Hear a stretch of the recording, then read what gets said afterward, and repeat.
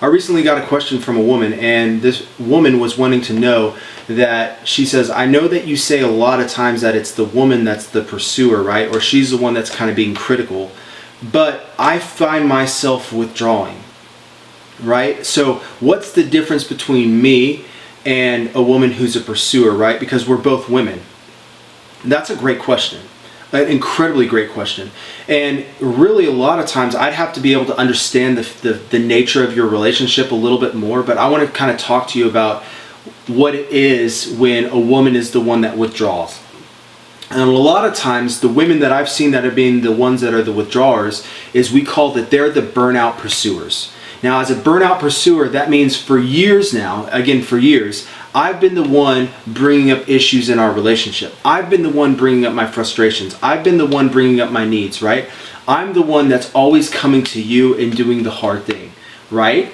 And what happens is that over a period of time that my partner takes it personally, my partner goes ahead and dismisses what I'm trying to say or defends himself saying, hey, that's your issue, you're just too emotional, or why are you so unhappy? I'm doing the best that I can, right? What happens over a period of time, doing that over and over and over again, it's like the definition of insanity is doing the same thing over and over and over again, expecting the different results. Eventually, my body gets burnt out of coming to you with my emotions, coming to you wanting to connect, coming to you saying, hey, I'm unsatisfied in the relationship and I want change, right? So what happens is that I begin to burn out and I withdraw. And I withdraw for good reason because, again, every single time I've tried to talk to you and I've tried to say it the right way, I've tried to, be very objective, I've tried to consider your feelings, I've tried to kind of like filter myself, I've tried to do all these things in order to be able to get through to you and to be able to get connected to you, and it hasn't worked. Eventually I withdraw because, again, I've tried every option. I've tried every door and nothing has led to connection. Nothing has led to our relationship getting better. So I withdraw because I'm burnt out. I don't have the energy anymore because every single time if I were to try to risk, I would get dismissed again. So it doesn't make sense to be able to risk. So I've withdrawn from the relationship, and a lot of times what that looks like is it looks like the withdrawn partner now will notice and he'll say, wait a second, why is my wife not talking to me anymore?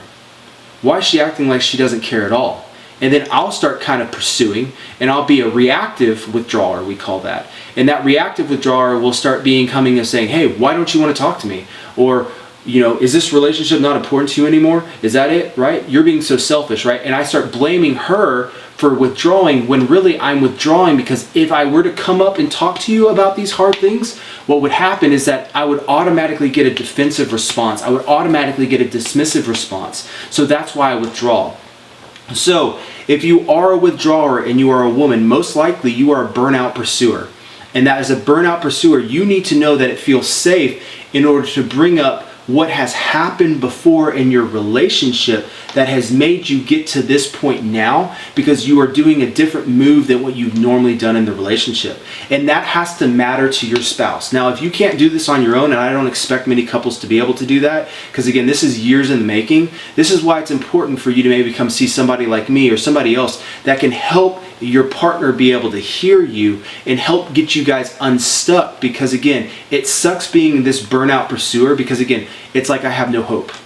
And when I have no hope for change, I have no hope for change in my partner, I have no hope for change in the relationship, that can be a very, very devastating place. And that can be a place where you're on the verge of divorce, and nobody wants to get divorced, by the way, but that might seem like the only option. So if you come and see somebody like me or anyone else, you're going to be able to feel safer being able to bring these things up because we're going to be able to help your partner hear, help you engage, etc. So hopefully that answers your question. If not, direct message me, talk to me soon. All right, guys, bye.